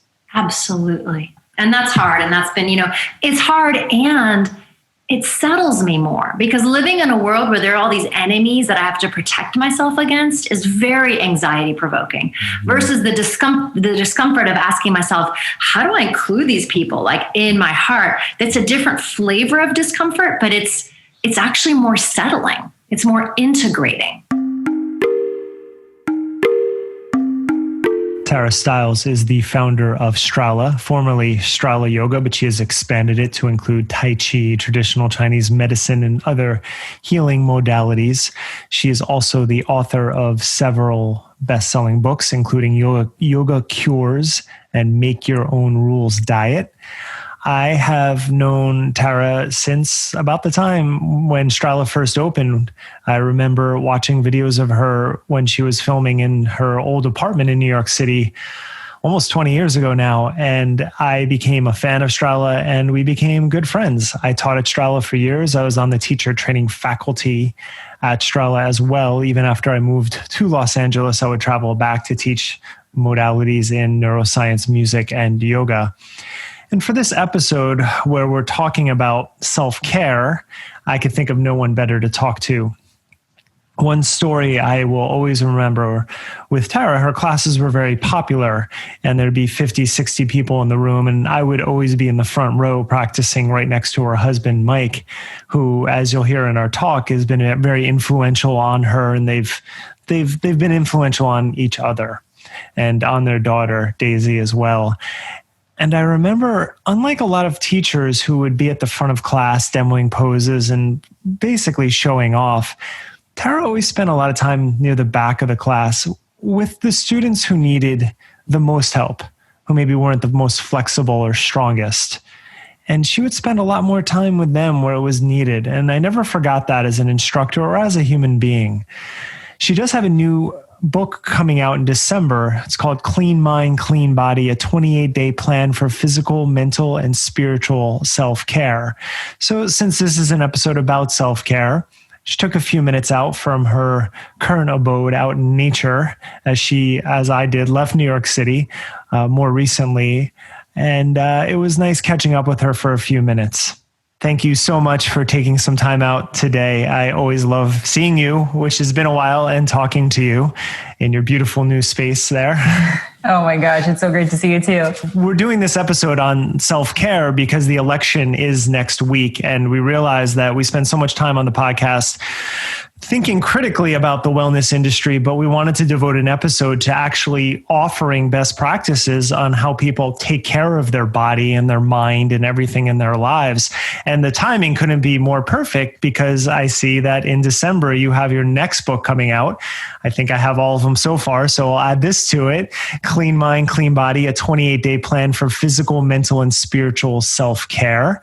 So big picture, why did you decide for this to be your next book? Oh, well, I think one of the reasons why I just have loved you since I've met you is we always look at the problems and what's happening with the wellness industry and our lives at the same time. And what I've noticed, and I've had a hard time finding other people to talk with about this, is how fast the wellness industry has taken off and how kind of stressed out and disconnected we feel at the same time. And being in New York City for so long, you see, this isn't to make fun of everybody, but we all can kind of identify with run to a yoga class, get a green juice, go get a shiatsu session, go to the Tai Chi, do meditation. And it's stressful to even think about the collection of all those things. And, once you start to get involved in wellness, you learn that your body needs time to digest, just like everything else. And of course, we know with food, you can't just go to the buffet and eat everything. But with wellness, sometimes we just throw everything at ourselves and get stressed out and frustrated when it doesn't work. So I wanted to share a little bit of my experience with that, but also simplifying hopefully, giving people this once and for all view of here's all the beautiful ancient wisdoms. They're there. You can take your life to learn about them, but don't stress out about collecting them as a collection of things. More take care of yourself with them and go slow and give yourself time to enjoy the practices that they offer you. Yeah. I remember when I left New York, you and Michael were even talking about it then, and it took you a few more years, but you did get out. I mean, now that you have moved out of the city, do you feel more plugged in? Do you feel less stressed out? Yeah, I mean, right away. I think nature just has that way of doing it. We always joked, with yoga, I always love thinking about yoga as nature and, thinking around being in New York City, looking out and seeing the cars go by and the hustle and bustle of the street. It's an extra challenge to decompress, and that's why we need it. But, so being in nature, it is like a luxury. It is kind of having that self-care all of the time. But I think the struggle for me definitely, but for everybody is the phone, is the social media, is the, I need to discipline myself to get up and breathe and take care of myself and not just go into this habit of, well, I can scroll through and look for self-care practices all the time, or I can identify something I actually want to do and carve out this time for, essentially learning information with the phone, with the internet, being plugged in that way, and not just kind of expecting it to happen because you're outside in the woods.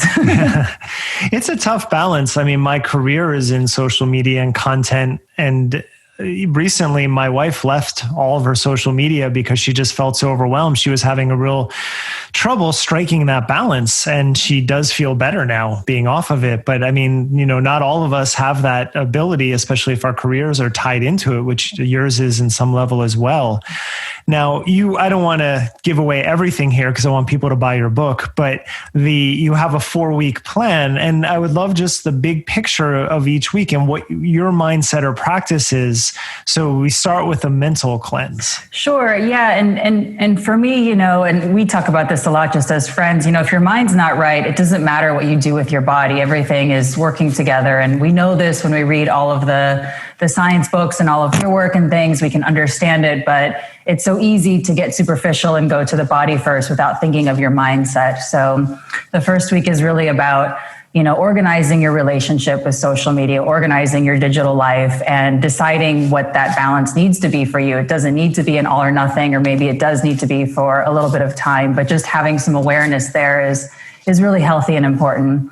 And clearing your space. I get into a little bit of feng shui, and this book isn't to teach these ancient wisdoms necessarily in their detail, but just to show you don't need to be scared of cleaning your house and learning a little bit of what happens if you put something here and sweeping the area near your front door and just picking up your stuff, in a way where it's not a chore and it can be part of your self-care practice. You can enjoy cleaning your space and taking care of whatever amount of space you have as it is part of your own body and part of your own practice.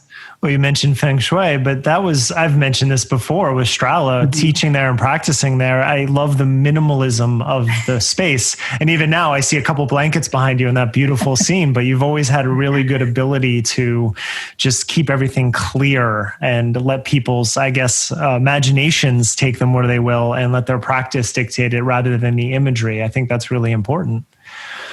And the second week, you move on to a spiritual cleanse. So what is that for you?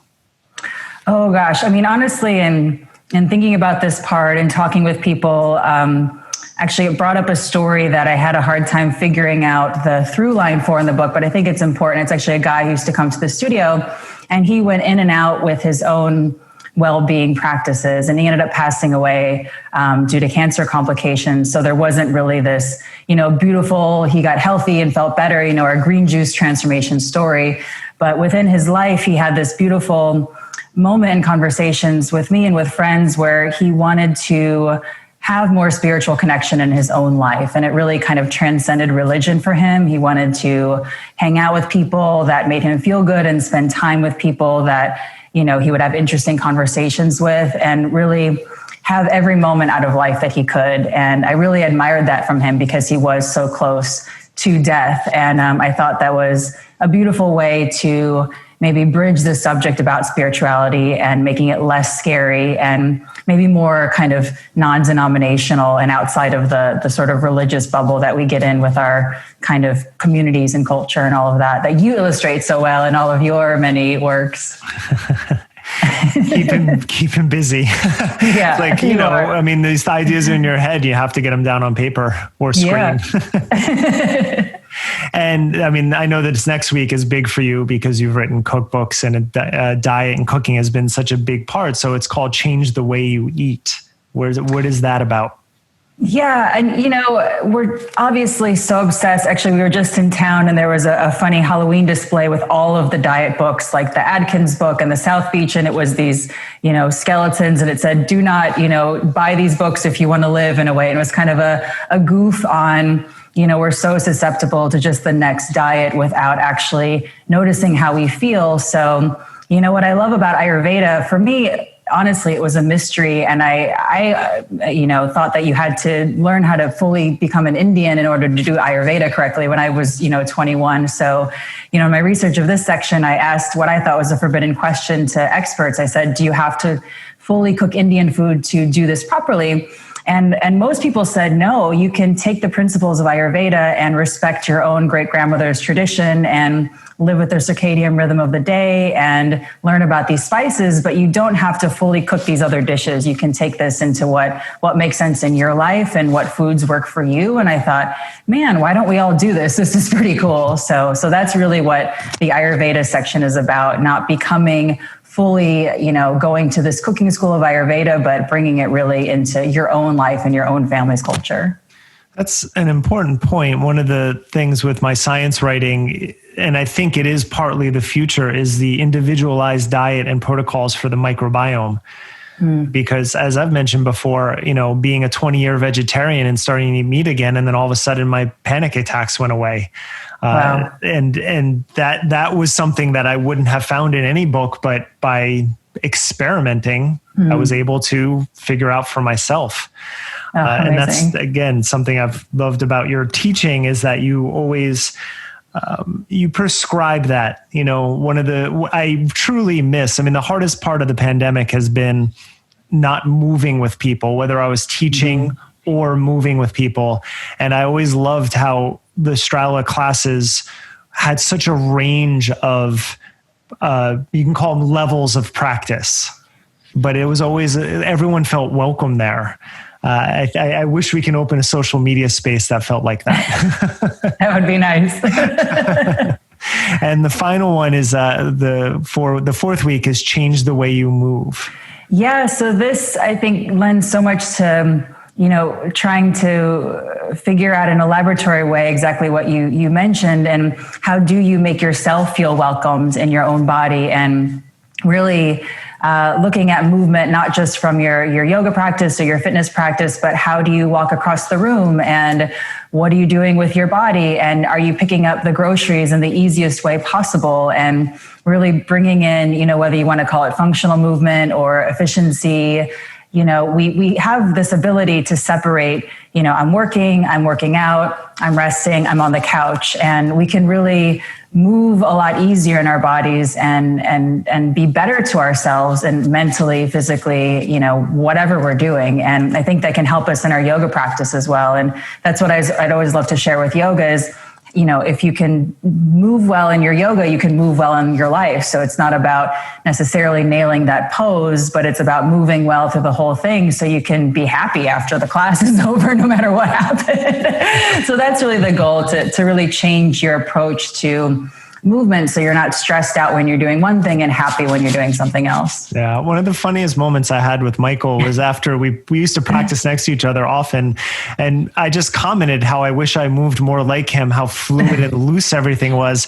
And he looked at me and he said, I wish I had more structure like you do. Yeah. But I've also noticed, I mean, obviously he's big into Tai Chi, and I've seen more of your videos focus on that. Has that become more of a way to move in your life? Oh, 100%. And, the funny thing, it took 10 years of being married to the guy for me to figure out that's the ideas that I had in my head about yoga were Tai Chi ideas. So I started, just picking up books that he had on the bottom of some shelf somewhere and thinking, oh my gosh, that's exactly how I feel about yoga. And then, it's not so different, the form of Tai Chi. And of course, there's different things to learn, but the principles can be the same. And so I love that, sort of make a good connection with yourself, have a good body position, and then you can do anything, have that breath body connection together. And so often in yoga or in fitness or in anything we're doing, we're kind of moving around disconnected and then wondering why, I moved the groceries over and I'm stressed out, or I pulled my shoulder, I'm playing with Daisy. And if I'm not in a good body position, she's not going to be happy because my vibe is going to feel strange. And it's not mystical or magical. It's just that I'm in a funky, awkward position next to her or anybody else. So yeah, Tai Chi really just put a label and another practice onto, the thoughts rattling around up there for so long. So we're 8 days out from an election, and it's obviously a stressful time. The election will not get decided next Tuesday, most likely. So it's going to be a stressful time for a while. And for the last thing I'd love to hear from you is just how you're moving through this. What is your practice, your daily rituals that's helping you to get through what I think is the most stressful time in our lives? Oh, yeah. I mean, I 100% agree with that. And Mike and I talk about it a lot. We try to, we want to be informed every day and look at everything that's happening. But then we put the phones away at night and just, pick it back up in the morning, but at least for that time to put it down. And for me and also for him, we need to have time on our own when we're doing our movement practice. And thankfully, we're all together as a family, so we can switch on and off with our work tasks and our Daisy tasks and all of that. So in the morning, I take time for myself to do my meditation and yoga and whatever I want to do, go out for a walk and just have that hour. And in the afternoon, he takes his time. And without that, if I miss that in a day, I don't feel right. And I know if many days went by with that happening, something bad would probably happen to me in the inside. So yeah, taking that little bit of self-care luxury time instead of making myself kind of reminding to have those practices all the time makes all the time easier. I was really happy to be able to sit down with Lissa Rankin, who is a medical doctor, New York Times bestselling author of The Daily Flame, Mind Over Medicine, The Fear Cure, Anatomy of a Calling, and also the founder of the Whole Health Medicine Institute. She's done a number of national PBS specials and a bunch of TED Talks that have been very popular. And her latest project is nonprofit work that is committed to eliminating the public health epidemic of loneliness while bringing what she calls sacred medicine out of its current status as a luxury good for privileged elites and bringing it to anyone who needs it and is open to it, regardless of socioeconomic status, race, or gender identity. And Lissa also has recently been super active in social media, supporting Rebecca Barucki and other people who are trying to call for reform in the New Age publishing world. And also she's written some amazing posts on the psychology of conspiratorial thinking and other subjects. And so we'll link those in the notes. Lissa, your recent support of Rebecca Barucki leaving Hay House carries a lot of weight. You made a very supportive statement. How is that going? And how do you hope it changes the spirituality publishing world? Yeah, well, it's been a roller coaster of a week. I feel really humbled by it, in part because I've had a lot of women in the wellness industry who are BIPOC leaders who have said, we gave up on you years ago. Welcome back. Thank you. And I feel really touched that, that I lost them and that there's this sort of almost like very quick grace. And I also feel very sort of tender and vulnerable and a bit raw around it because I really don't know how to get this right. And I feel guilty of many of the things that you all have been talking about on the Conspirituality podcast. So I sort of look back at, my messaging from, a decade ago. And because I didn't grow up in the New Age, I grew up in a very conventional medicine family. My father was a doctor, a very religious family. So there was religion and there was science, and the New Age was suspect altogether. It was, charlatan nonsense from my father and the work of the devil from my mother. So I wasn't exposed to it at all. So when I quit medicine in 2007 and kind of entered into, for the first time, the sort of mind-body medicine world, and I wound up in this landscape that was very bewildering to me. And so I sort of took on some of the beliefs and rejected others and kind of did this little grab bag thing. But I feel some shame, really, looking back and realizing that some of the beliefs that I sort of toyed with in my experimentation with my own spiritual path were really unempathic to some of the people in my community. And rather than calling me on it or challenging me on it and helping me understand that was not helpful, a lot of people just left. And so there's this backlash right now where a lot of people that have gone full Q and are still in my community and are big supporters of Christiane Northrup, who wrote the foreword to my second book 10 years ago, are like leaving by the hundreds. Like every time I post something, there's hundreds of people that unfollow me. But then there's a whole influx of people that are coming back. They're like, hey, nice to see you. Like, glad to hear you're actually waking up and not woke like some of your colleagues. So I feel really touched by the conversation that you and Rebecca and I had the other night and the offline conversations she and I had been having. And honestly, what was most touching was my sister, who's biracial, who stumbled upon it and was like, hey, sis, I can't tell you how much this means to me. That's a great part of the story. When you said, I just wanted to follow up, when you said that you had taken on some of the beliefs as you had entered into the, wellness landscape, and I suppose that coincided with you contracting with Hay House. Did you feel you were taking on beliefs, or did you feel like you were taking on a kind of discourse or a language that was just kind of in the air? Was that clear? Well, it was very, like I said, it's more like I was experimenting with things, because I wrote Mind Over Medicine, for example, without Hay House. I didn't know Hay House. I wrote a book about science that's, I was very bewildered that it got put in sort of new age healing technology, because it's a very grounded book about science that I wrote without knowing anything about Hay House. I never had an ambition to be a Hay House author. The book went to auction and they gave the highest bid. And I realize now that it was because it's a book about science that validates some of the belief systems that are part of that culture. But a lot of those belief systems are not part of my belief system because I come from a place of science.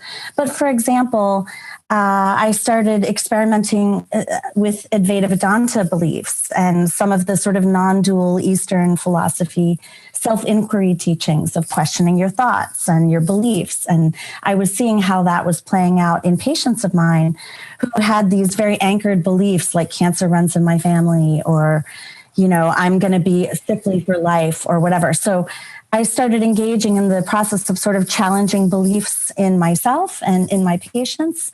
And, you can take that to a level, on one level that's very helpful. And on another level, it can become incredibly abusive and a kind of spiritual bypassing, which was not a term that I was familiar with until I came into contact with former cult leader Robert Augustus Masters' work on spiritual bypassing, which was a big revelation to me when I first heard about things like blind compassion and premature forgiveness and, anger phobia and sort of conflict avoidance dressed up in holy drag. I felt really ashamed because I drank that Kool-Aid like big time, and it felt really good. It was very ecstatic. It was a very sort of blissed out part of my spiritual journey, sort of full of magic and synchronicity and manifestation and whatever. But, one of the BIPOC women in my community is like, is that manifesting or is that just privilege, sweetheart? And I was like, oh man, like I felt really busted. So that's what I mean by sort of trying those things on, experimenting. And I was meeting all the Hay House people. I was sort of being groomed to be one of their leaders. And so I was invited to all of the big conferences, and they were doing 2 public television specials about me. And I really was given the star treatment. So it was very startling. I met Bex many years ago, probably 2012, as part of that early kind of Hay House community. And I just, I'm embarrassed at how much better I have been treated than some of the other women of color. And I do think we need to speak out about it. We need to change it. We need to get firm about it and demand that our industry speak about this and get really grounded in our activism. Well, it's amazing that you're able to be so lucid about your own experience as it's kind of unfolding in real time. This thing about, bringing Advaita Vedanta into the clinic, did you also have the sense that as you're helping clients question their beliefs about themselves, that, oh, there's a scope of practice issue and maybe this is more suited for psychotherapy or something like that? Like, was there a guardrail there for you? Was that helpful? No. No. Well, that's part of, I've been in therapy myself, for pretty extensive therapy, on and off for 10 years, but really since my mother died 3 years ago. So part of what I'm really realizing is kind of the boundary confusion that came from my own developmental trauma around boundary wounding in my childhood. And so I was basically practicing psychotherapy without a license as a medical doctor in my integrative medicine practice, because once I left the conventional medical world, I had an hour with patients. And I realized now I was basically doing trauma work, but I wasn't trained in trauma work. So I realized that quite quickly, and I left that practice. I haven't done direct patient care for 10 years. And I wound up training with Peter Levine. I trained with Richard Schwartz in internal family systems. I trained with Asha Clinton in advanced integrative therapy, which is a type of energy psychotherapy. But I'm not a trained therapist. And so I did feel sort of in over my head in that world. And even the original draft of Mind Over Medicine, for example, I had an understanding of trauma and its relatedness to physical illness and the impact of healing trauma on the body, and how sometimes when we heal trauma, the body does get better when conventional medicine has failed. But I wasn't as trauma informed then as I am now. So I just rewrote Mind Over Medicine. I was grateful actually to have the opportunity to do that, because I really needed to explain the work in a more trauma-informed way. But yeah, it is a question about scope of practice. And it's still confusing for me because I train doctors now, and part of what I'm teaching them is that this needs to be part of the scope of our practice.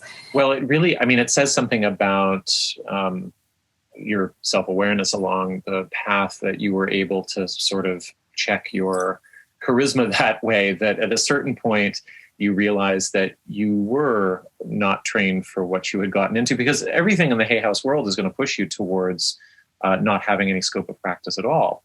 And, being able to speak to anything on any level and through any discourse, that's part of the sort of the discourse technique of the new age. Yeah, well, from the beginning, when I had never taught workshops or led groups or done any of this work outside of the scope of one-on-one medical practice.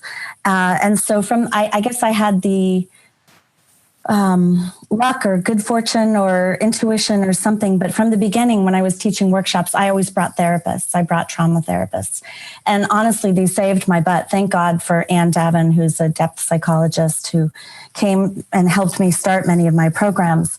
And so watching a trained therapist do what they do, especially when we started having patients that were dissociating, that were having real spiritual experiences, but in an ungrounded way that was psychologically risky. It became quite shocking. And I've since seen many people in my sphere who are hosting extended long-term meditation retreats or doing trauma work badly. And it's incredibly dangerous. So I got quite scared. I practice internal family systems and have been trained in it. And I work weekly with an IFS therapist. And so, I have a part that I call my integrity police part. And it's always on the lookout for other people who are harming others because of their own ignorance or malice. And it also checks me a lot. It's like terrified now because I just did my first Zoom retreat with doctors. And it was terrified that I would inadvertently hurt people because normally I have them in a room with a bunch of therapists and we're keeping a close eye on them. So it's tricky. It's tricky, especially right now. Well, I commend you for like all of the checks and balances that you're throwing into your own path. So it's really good to hear about. And I just wonder about how many other people in your position are going to kind of come out of the new age world trying to find those guardrails. And, I hope you leave some indications. Maybe this is a little book to write or something like that, how to come out of this particular world and re-enter, the one that is closer to consensus reality. Well, it's tricky because, I've been asked a lot for sort of consultation lately on, for example, what are the guidelines that we should be following if we're doing deep spiritual work or deep psychological work in the transformational space. And I'm lucky because two of my teachers were in cults. I've been under the tutelage of a spiritual teacher who's a physician for 13 years. And she's been an exceptional teacher, Rachel Naomi Remen, who's an author who wrote Kitchen Table Wisdom and My Grandfather's Blessings. And Rachel has been hosting a spiritual circle of doctors that I got kind of scooped up when I left the hospital 13 years ago. And so I feel lucky because from the very beginning, before I ever had any sort of public presence, I wanted to be a writer, but I had no ambition to be in this role. But I wanted to be a writer, and I quickly discovered that writing a book and having talent wasn't enough. I wrote a book that 13 editors loved and 13 marketing departments turned down because I had no platform, which I'd never heard of a platform. So I was lucky because from the beginning, Rachel was really schooling me in, number one, how not to join a cult, and number two, how not to start a cult. And I still worry about it. I still worry about it. You were asking me, how do you manage your charisma? Right. And I feel shy even talking about that because do I have charisma? Well, I guess so. But how do I manage it? I go to therapy every week. I have a circle of people around me that I ask them to hold me accountable. And if I'm going off the rails or harming anybody, I want them to tell me. And I'm in a mastermind of other people in my position that I started because I wanted checks and balances. And I do try to learn more about boundaries and practice that. And I'm very careful about who I endorse and, who I ally with, because my endorsement means something to people and I do have influence. And so I feel grateful that I got to use that power and privilege to share it with Rebecca Baruchi.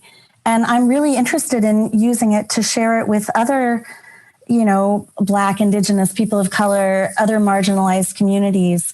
And I feel like that's, if people are in my position right now and they're not doing that, we need to have a conversation about that because it's scary. There's been backlash. I get hate mail when I take a stand. People tell me to stay in my lane, which makes me insane. And I was really grateful that the main medical journals have all come out recently, the Journal of the American Medical Association, the New England Journal of Medicine, to say racism is our lane.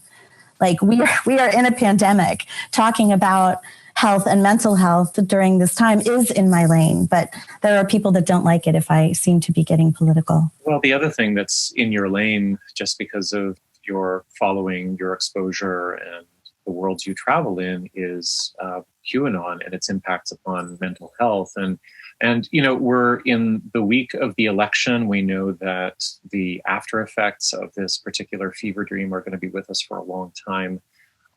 What do you think people who have been wrapped up in the various layers of this electoral, conspiratorial, political chaos will need most if they're going to recover and return to security, to a kind of normalcy?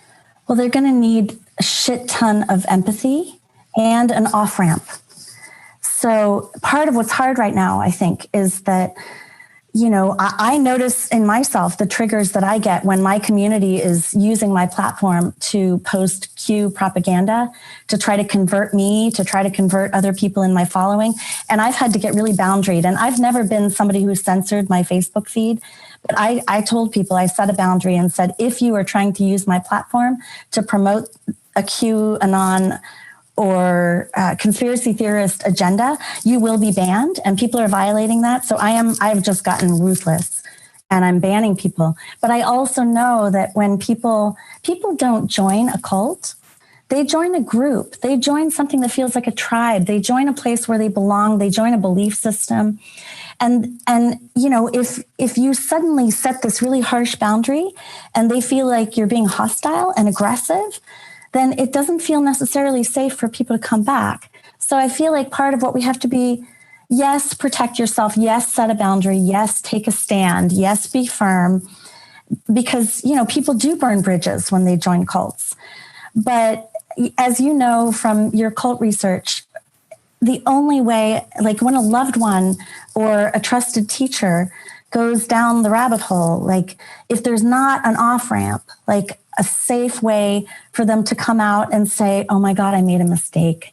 I've hurt people. I've hurt you. I've lacked empathy. I wasn't caring enough about the people that are dying of COVID, or the Black Lives Matters protesters, or all of the people that have been hurt by systemic racism.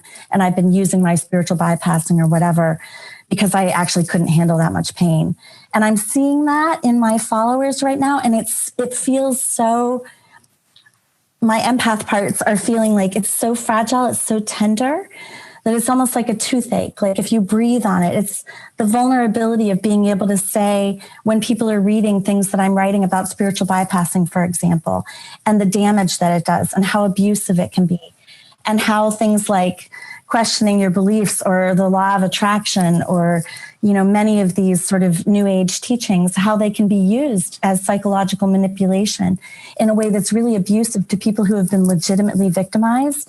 And when people are feeling the shame of recognizing that they've been complicit in that, and I know that because I've felt it, it's really uncomfortable. And that's why I think internal family systems is so helpful, because we can tell people, and I do tell people, so you have a spiritual bypassing part, or you have a QAnon part. It's just a part.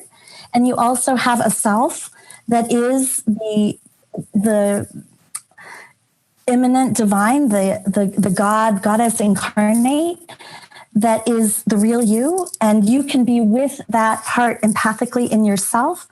And then if I'm in that aspect of my being, then I can be in empathic relationship to people that have gotten lost down the rabbit hole and maybe are still down the rabbit hole, but especially if they dare to come out. Like you and I have been talking, and I think I have permission to say this, about Charles Eisenstein, who's one of my dearest friends.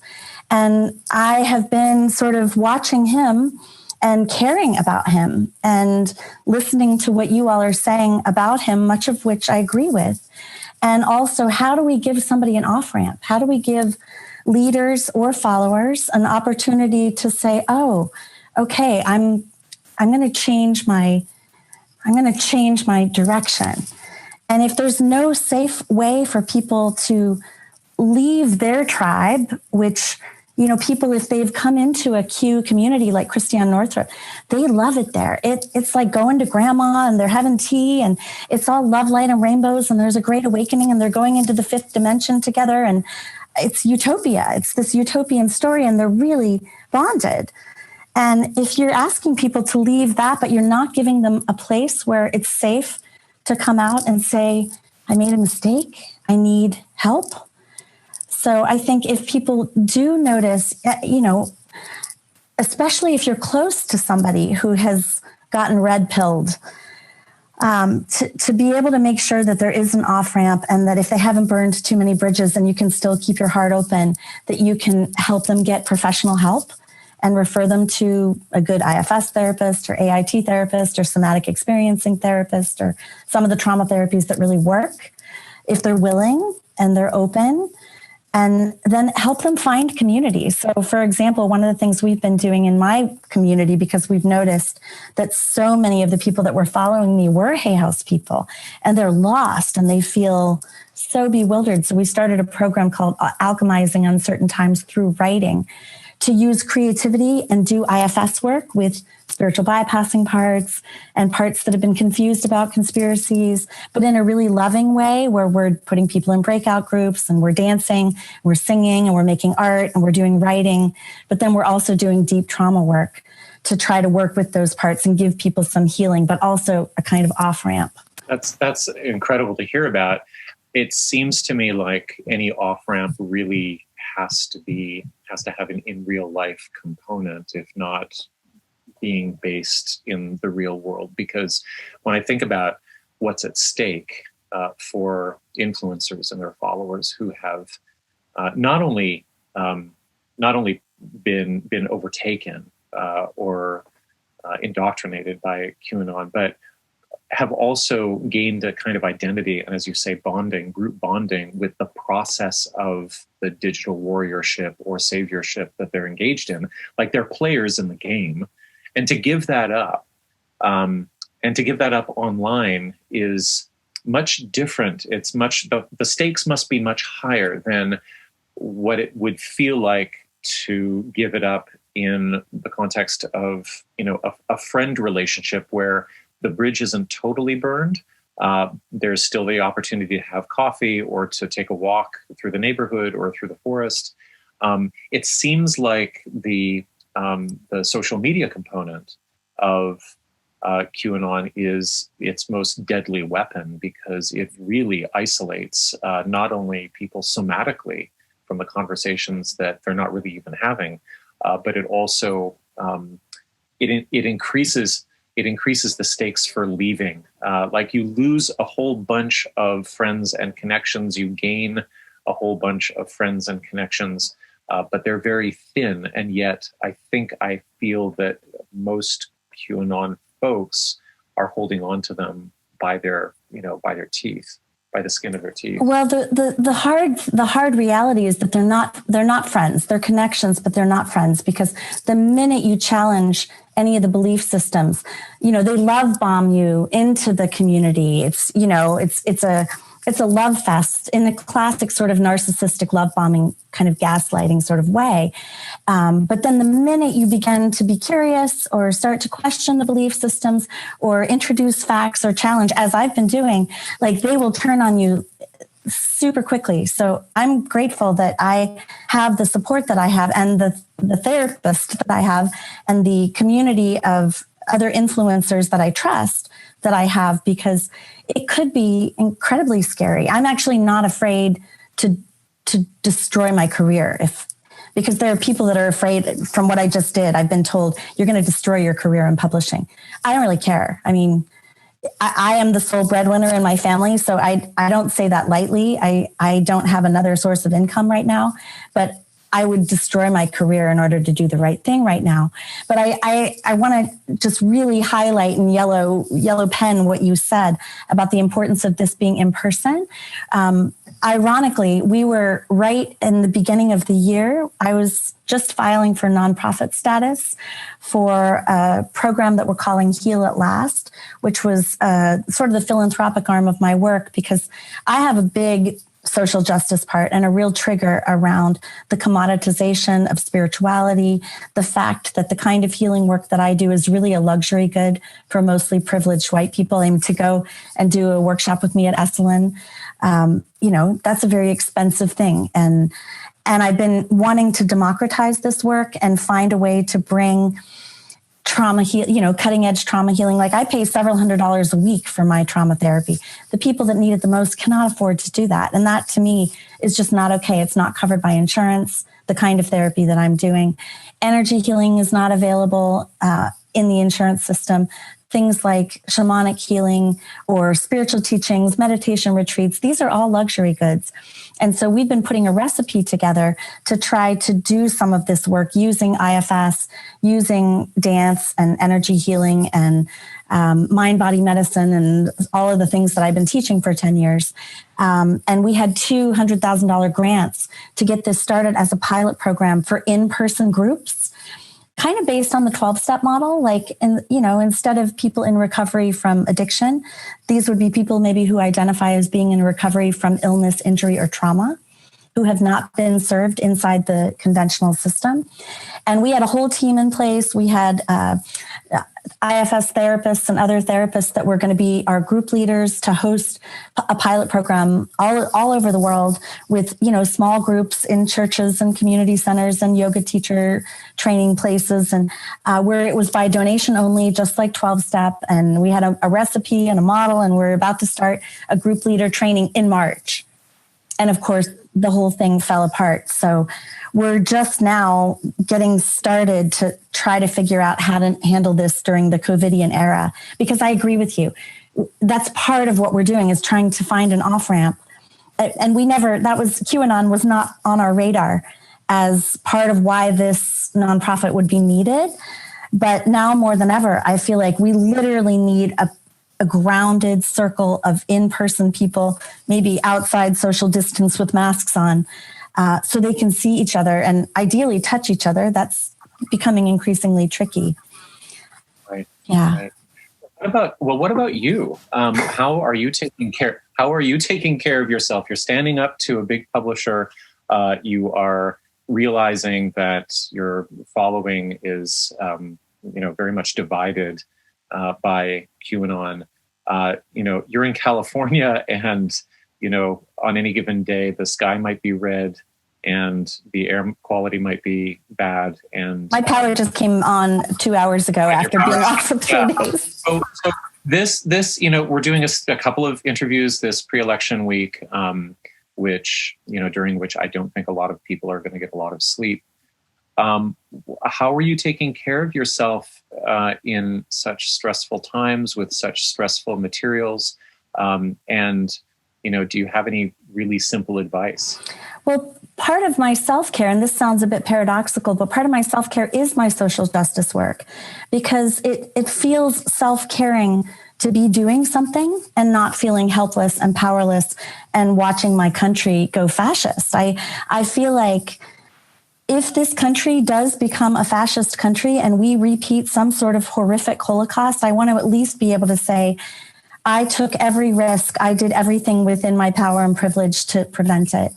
But on a more personal level, I have been a creative person my whole life. I was in a dance company when I was young. I got my first book deal when I was 12. I've been writing since I was 5. I've been a visual artist since I was 20. I used to have 10 galleries that represented my art. And I've been making a whole series of encaustic paintings that are like a fire series. They're all red and orange with molten beeswax and blow torches. And it's like a pyromaniacs. Caustic is layers and layers of beeswax, right? It's layers and layers of beeswax. Yeah, I wrote my first book is called... It's a medieval art form. It's from ancient Greece from 2,000 years ago. It's not medieval. It is Iron Age. Yes, okay. my first book is called Encaustic Art. I interviewed 60 artists who work with the medium all over the world. And so I've been doing a lot of painting. I have a 14-year-old daughter who's doing remote school.